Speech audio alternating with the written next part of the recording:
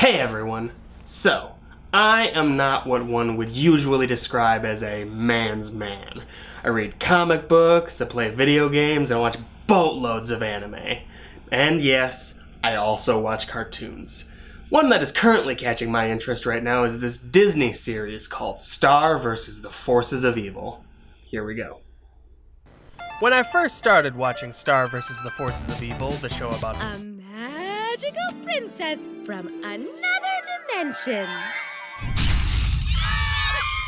A magical princess from another dimension who uses a magic wand to cast colorful spells such as Honeybee Tornado Swarm! Turbo Nuclear Butterfly Blast! Cataclysmic Total Extinction Jet Blast! Star! We're not on Muni. those, and is so packed to the brim with goofball nonsense humor, love triangles, living severed pony heads, and talking pigeons. There is exactly one thing I did not expect to care about within this show: the plot. Now, if you haven't seen the show and you've been paying attention to the clips I've given, this might come as a surprise. Star vs. the Forces of Evil has some of the most densely complex world building I've seen in a modern cartoon, rivaled by the likes of Gravity Falls and Steven Universe. Both shows with goofy overtones that might distract from that fact. To be perfectly blunt, it does need this more than the other shows, as side characters and overall humor outside of some great gags doesn't measure up quite the same in this show as it does in some other great ones. Seriously, practically the entire side cast from Season 1 has been shafted by Season 3, and Jackie was actually almost, important. Whatever. Again, like Steven Universe, Star vs. the Forces of Evil is content with allowing the assumption of simplicity for much of its first season, comprised mostly of one-off episodes and a ridiculous central antagonist who is obsessed with stealing Star Butterfly's wand. More on him later. In reality, this show is perfectly willing to have us misjudge its villains. Arguably, it's not until the introduction of Toffee, the first major villain, that the viewer is given any indication that there would be more to the story than we had gotten up to this point. With an ominous cliffhanger to an episode about evil fortune cookies to boot. Which, I want to stop here. This is the last fortune cookie they open. A great evil has been unleashed. When is a fortune cookie ever negative? I'd have been throwing salt over my shoulder. Killing rabbits for their feet. I'm planting clover gardens within minutes of getting this fortune. Morons! Even this could have just been the setup for a big showdown at the end of the season. The characters battle, evil is destroyed or chased away, all is well until the next big bad shows up. What happens instead is, after a few episodes of Toffee usurping control of the monster gang from Ludo, they call it a monster army, but there are 10 of them? Whatever. The ridiculous main villain from Season 1, he kicks Ludo out of his own castle and takes command. This results in the Season 1 finale. The finale kicks off with Toffee kidnapping Marco, the main character who is not a magical princess from another dimension. Star Butterfly, the one who is, storms Ludo's castle to alarmingly easy results. She blasts Toffee, which destroys his arm. Good start. She battles the monsters, but can't destroy the container holding Marco with her ordinary magic. She breaks out the big guns and successfully destroys the crystal, which then reforms. And Toffee finally gets to start monologuing. Instead, he just pushes a button. A button that begins shrinking the cage. Well, Star, in desperation, gives up the wand, assuming that is his goal, to receive the same power that Ludo has been after. Now let Marco go.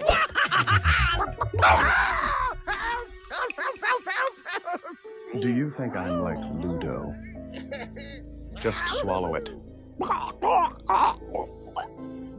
And that's the end of that character. No, but someone out there bought that. They're sitting there thinking, whoa, this show's more legit than I thought. Wow! No, this show has not actually killed anyone yet. Well, no one important. Well, actually, a couple. Wow. Disney's actually gotten a bit messed up as of late, hasn't it? Get up! Get up! Told you I wasn't distracted. Wait, did I just kill that guy? No, he's not dead. He's probably just bleeding internally and being a total baby about it. Anyway, Toffee reveals his plan. I don't want your wand. Destroy it. What? Surprise! Ah! I can't. I don't even know how. Yes, you do. It's the first spell your mother taught you. The whispering spell. Exactly.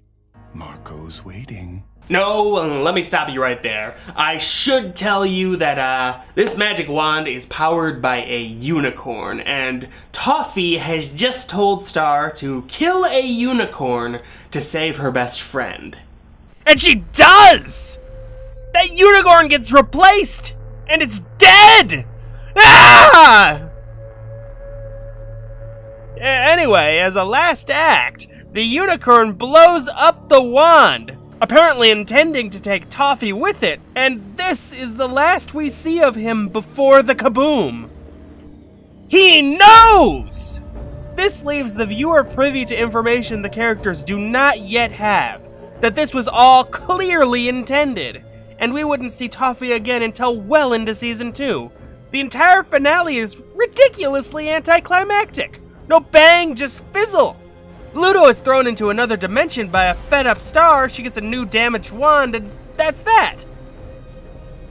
What the heck? These shows aren't supposed to leave us hanging like that? Yeah! To avoid spelling out literally every plot point in the show, I'm just gonna run through the big points for the next few characters. First, Ludo. After being an idiot for all of Season 1, it probably wouldn't have been terrible for him to be gone from the show entirely.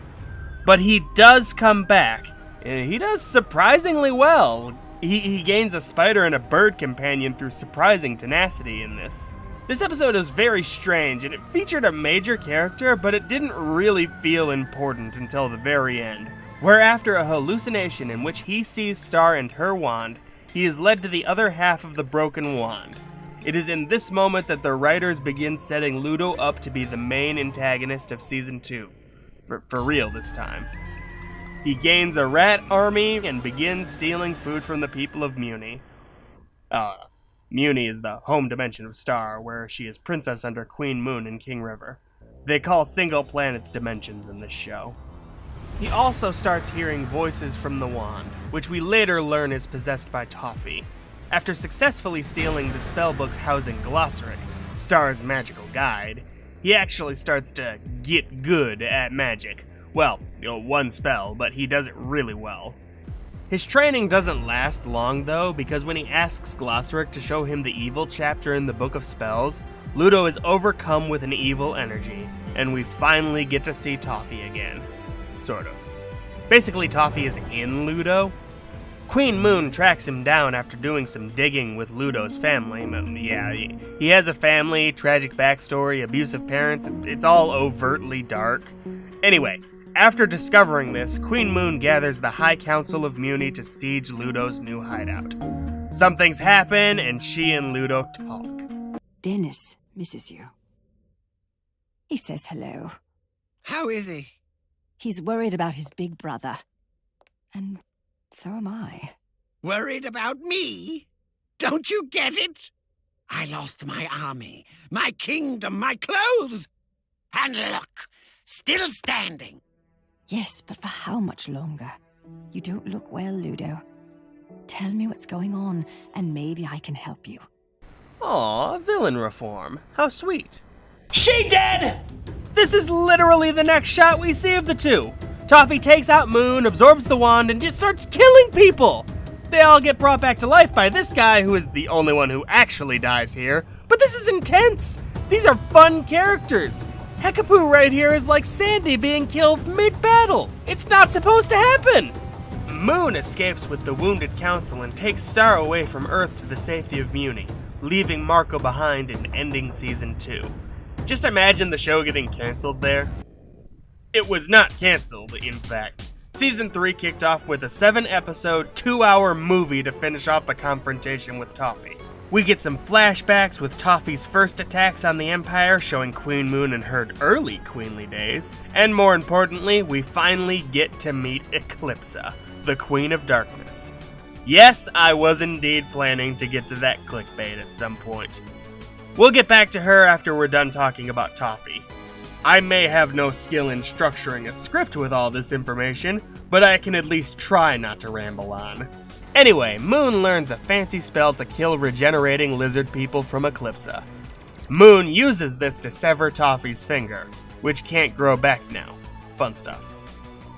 Back in present times, Ludo is back in control of his body, but he has lost control of Glossoric's book. After some interesting moments, he throws the book into a fire, killing Glossoric. We don't see Toffee again until towards the end of the special. Star uses the whispering spell to destroy the wand in Ludo's hand and sucks herself into Ludo. Ew. Oh, by the way, she kills another unicorn! We see Toffee again, who is generally terrifying, by the way. He uses Star as a bargaining chip to get his finger back, which they found in another episode. Inside memories in the wand, it's not important. Anyway, she gives him the finger, he regrows his old body and expels Ludo, breaks the dark wand he's been inside, and leaves Star to die. It's a very smart plan. So we're all on board? No, this is a stupid plan. Okay, putting aside just how stupid this whole plan was, this is heartbreaking, because they totally believe him. Her mom, her main-ish love interest, and her frog monster friend, who is also a character who greatly defies expectations, but this video is already too long without going into him too. Basically, he starts out as an evil sidekick, becomes a great parent, and a good friend. Anyway, Moon attacks Toffee and he completely owns her. And it's just sad. It's not clear why she can't use her own magic to take him down, or maybe I'm just not smart enough to figure it out. Ridicule me in the comments. But this is just sad. Marco punches a hole in his heart and also gets owned, mostly just so we don't forget that he's also there. Anyway, Star is still alive. Big shock, I know. But she's not played by Sean Bean, so it's not the biggest surprise. She survives her current situation by drowning. Okay. Cut back to Queen Moon desperately trying to fit the broken pieces of the evil wand back into the original wand, and it's a wasted effort to try and save Star. Again, sad. Star wakes up in a void with Glossoric, who is kind of sort of not dead maybe? Star escapes by reaching within herself to find some more magic. Personal discovery and all that. She does this and finally unlocks her Super Saiyan form. She Kamehamehas Toffee, he disintegrates, but lives, and then he is killed by Ludo. Lame! Okay, I'm sure he's not gone forever. No way this big of a comeback for the villain is ruined like that. But anyway, he is for sure dead as of now, as there was a deal that Queen Moon made with Eclipsa decades ago that declared that when Toffee died, the imprisonment of Eclipsa would end. As we see at the end of this episode, Eclipsa is finally free. I finally get to talk about the character I've abused in that clickbait, Eclipsa, the Queen of Darkness. She abandoned the crown to join a monster lover, had a half-human, half-monster baby, authors a chapter in the Book of Spells that came to be known as the Evil Chapter, and just all around seems like a villain. I mean, Eclipsa? Come on. That girl. Anyway, the writers spend all of Season 3 trying to get us to believe, oh no, she was totally cool. She was locked up for no good reason and should be released. Between her developing a good friendship with Star, an improved relationship with Queen Moon, and she even gets her baby back. Hello there, little one. What? Thank you. Oh, yeah, totally. Okay, look, another one. Okay, Miss Hanus was a built-up villain in Season 1. They frequently made references to St. Olga's Reform School for Wayward Princesses. No! I can be good. Please, don't send me to St. Olga's Reform School for Wayward Princesses! and in one of the first full-length episodes of the show, Star breaks in to save her annoying friend, Ponyhead. St. Olga's is revealed to be a brainwashing prison school where Clockwork Orange tactics are used on students. Miss Hannis is the headmistress of the school. Miss Hannis's own important future roles are hinted at when her cheeks begin to glow in anger, a fact she hides because, as we later learn in Season 3, she was raised by a robot nanny, St. Olga, to hide her flaws. Clearly a conscious effort to minimize her connection to the Butterfly family. At the end of the episode, she becomes a recurring antagonist. Mostly to Marco, that secondary main protagonist I was telling you about who often does not get much to do. She's largely of diminished importance for her Season 2 appearances. In Season 3, she is suddenly rocketed to main villain status as she discovers her royal parentage and seeks to retake her throne by force, stealing the souls of most of the Kingdom of Muni over the course of several episodes. You should thank me. Yeah, thank you!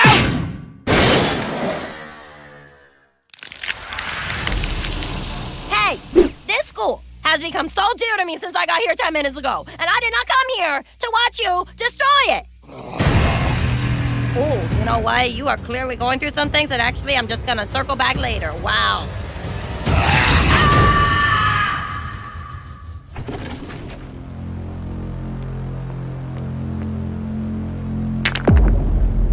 I'm just gonna sneak back.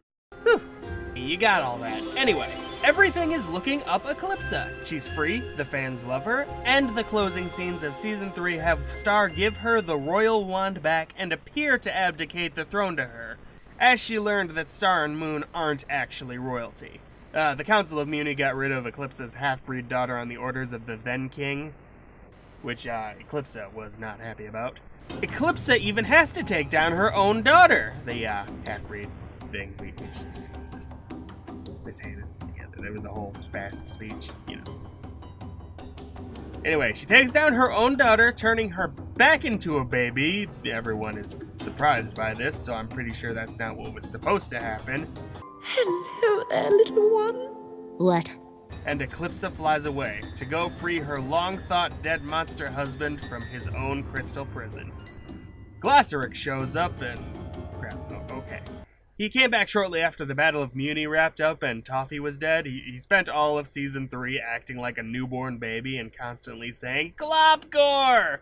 Season 3 ends, he runs up, Globgores, and then this happens. Globgore, we know. No, no, no. Eclipse's monster love Globgore. She's going off to be with him. I've been trying to tell you for months. Anyway, see you around. Is his voice different?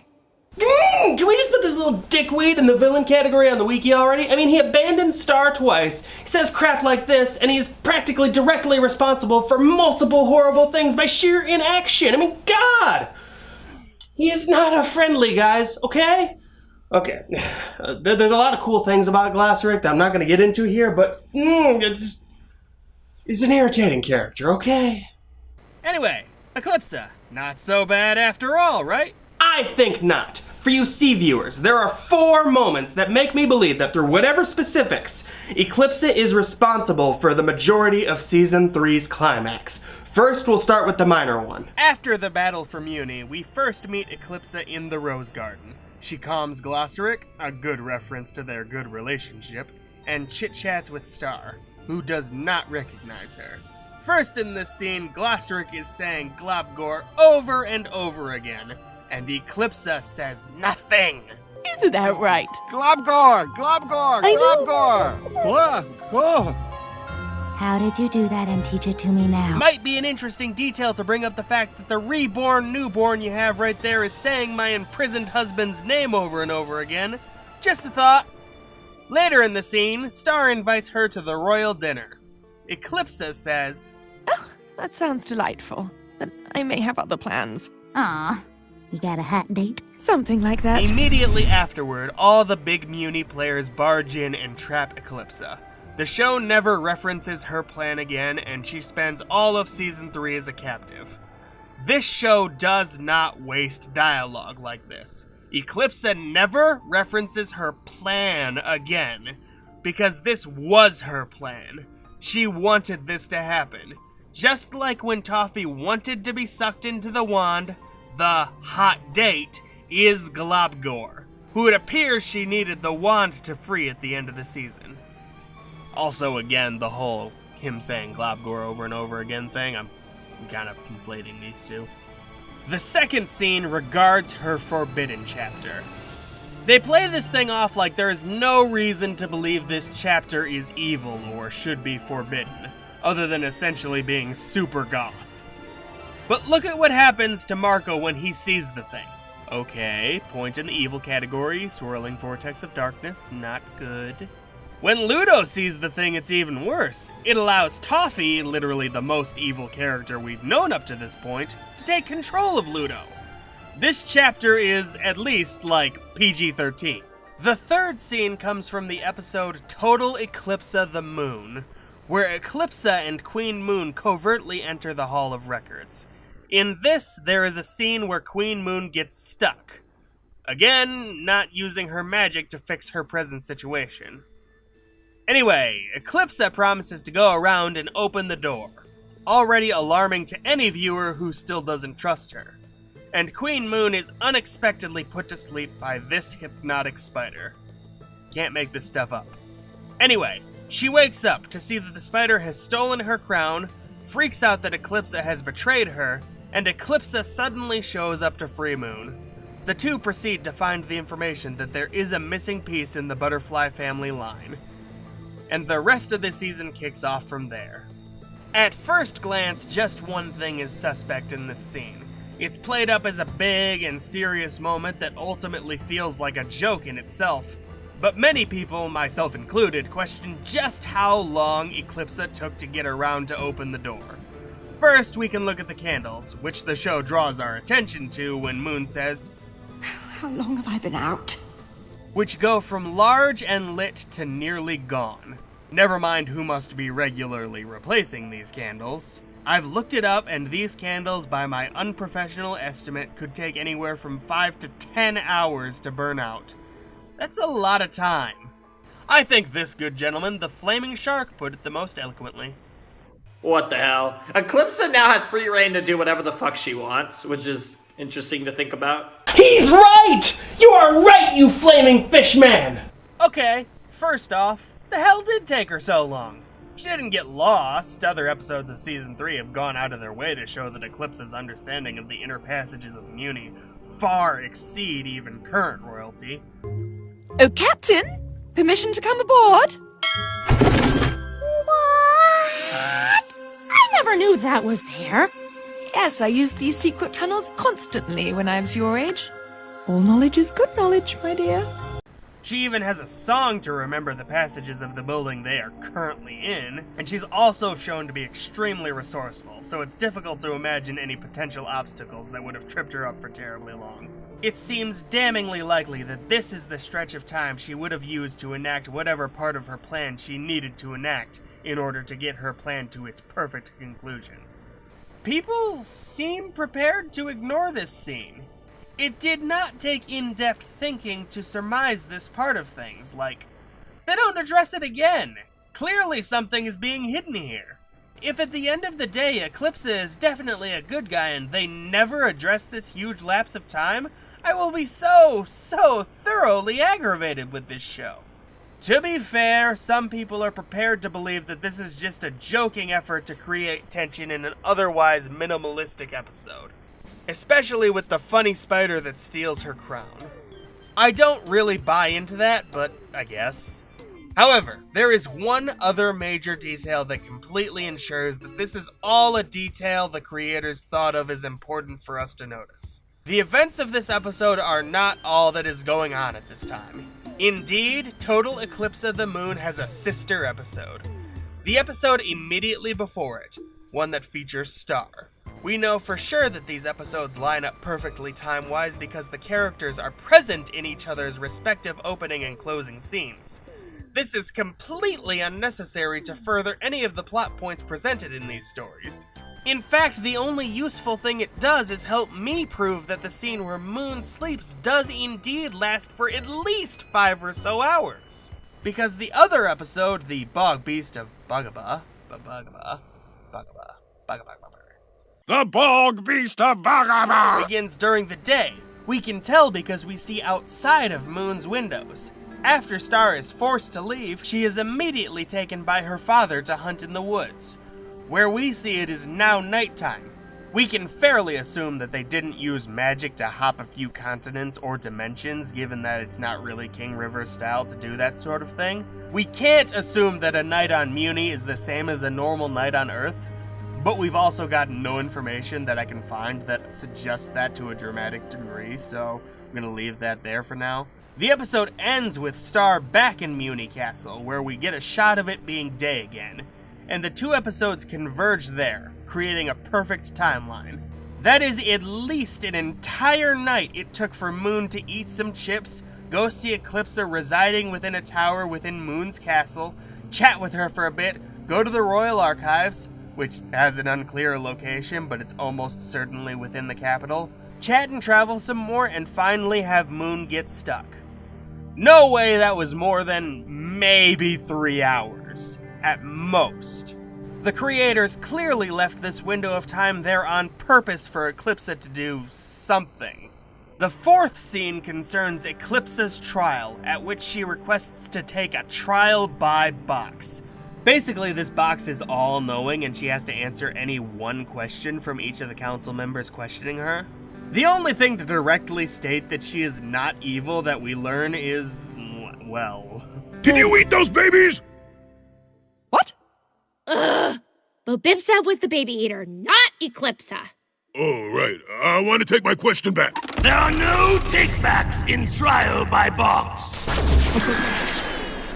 Well, I hate to disappoint you, but I'm afraid I have not eaten even a single baby. Now, I did hurt the occasional teenager, but only psychologically, and they always deserved it. Okay, bare minimum, she does not eat babies. That is a win. The other questions are if she ran off to be with a monster, abandoning the then king, and if she wrote that aforementioned evil chapter. But for the record, I never called it the evil chapter. That was your people's name for it. We've been over that thing. Relevant questions, but not useful if you only have a limited number of questions.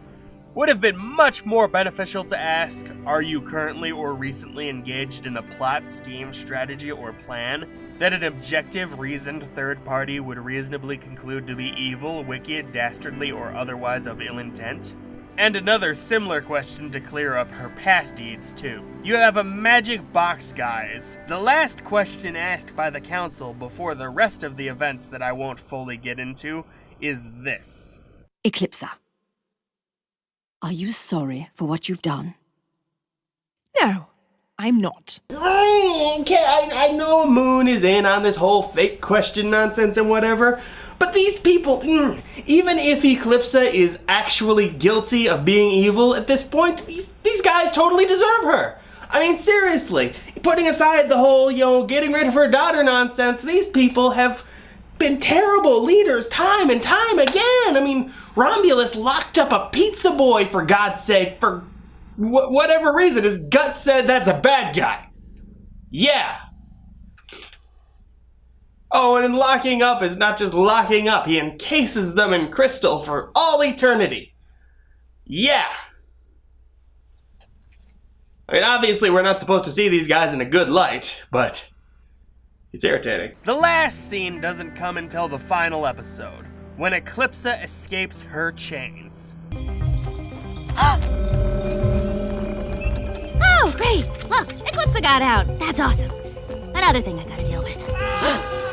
Now, it's not too crazy to figure that with her daughter preparing to rampage the castle, Eclipsa would want to escape. She does save the day, after all. My question is how? She doesn't have magic without a wand, or at least she pretends not to. They show that Star is the most proficient magic wielder since Eclipsa, yet Star can use magic without a wand, whereas Eclipsa can't. She has limited abilities with magic without a wand, anyway at least. I find this suspect. And it's not like she has any allies in the castle to free her. Then it dawned on me. Locked. Have you got a hairpin? That's better. Okay, right, so we're going to use the rat hole. Have you got a hairpin? Have you got a hairpin? Have you got a hairpin? Have you got a hairpin? Have you got a hairpin? Of course! Remember what I said about them not wasting dialogue in this show? This is a prime example. And it makes sense that Moon would think little of it. Eclipsa has done numerous wacky things up to this point in front of her since they have met. so this slipped under her radar. On its own, her planning her escape calls into question the rest of her character, but I think it's pretty blatant that everything comes out in Eclipse's favor by the end of the season. She has her wand, her kingdom, her husband, her reborn baby, everything, and enough moments of suspect that it seems she planned this all along. I wish I could tell you exactly what she did in the time that Moon was asleep, or in the numerous times, for that matter, that she's been free to wander the secret passages of Muni unimpeded during the season, but I just can't. Did she somehow fake the whole thing? Is Meteora even her daughter? Is this even Meteora? It's a show about ridiculous magic. Anything is possible. I doubt we should be looking forward to a plot twist that's quite that severe in the coming season, but I fully expect that whatever Eclipse's endgame is, it involves much more than a simple happily ever after. Thank you for watching. I did this for day 30 of the Vita Challenge, the Vlog Everyday April Challenge. If you have any problems with the video, any mistakes I've made, details I might have missed, leave them in the comments below. Otherwise, I think we can all look forward to the next season. And remember, don't forget your nachos. Just a couple things right here. I didn't really think this was worth putting in the full episode proper, but I thought they were interesting. First off, this character Sean right here. He only ever appears when something to do with Eclipse is going on. It was a little thing I noticed while I was doing this episode. These in 3 episodes, and all 3 of them have significant relations to Eclipse. I don't know if this is like foreshadowing that he's been secretly working for her the whole time, or other some such. I just thought it was an odd coincidence that was worth bringing to you guys. And given the fact that he is actively preventing Glossaric, though they make it seem like it's just magic not working, he's actively preventing Glossaric from reaching the Magic High Commission and getting back to Star quicker so that she may not read Eclipse's chapter. I thought it was a very odd connection. Worth bringing that up. Also, when Star gets Toffee's finger from her wand dream thing, there's a flash of Toffee and Eclipse.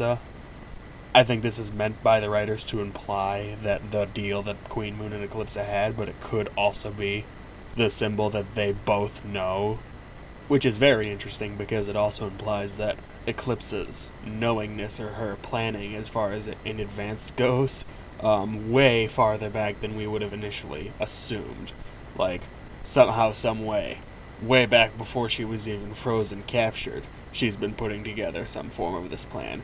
I don't think that's what actually went on. I'm pretty sure it's just showing that, you know, the deal with Queen Moon and Eclipse, that's the reason they showed this connection of images, Kuleshov and all that, but, you know, it struck me as interesting and worth bringing to you guys, not as a main point for the rest of this whole, I guess, theory video, whatever you want to call it, just worth noting in case something actually does happen and I turn out to have been right, because whoop whoop.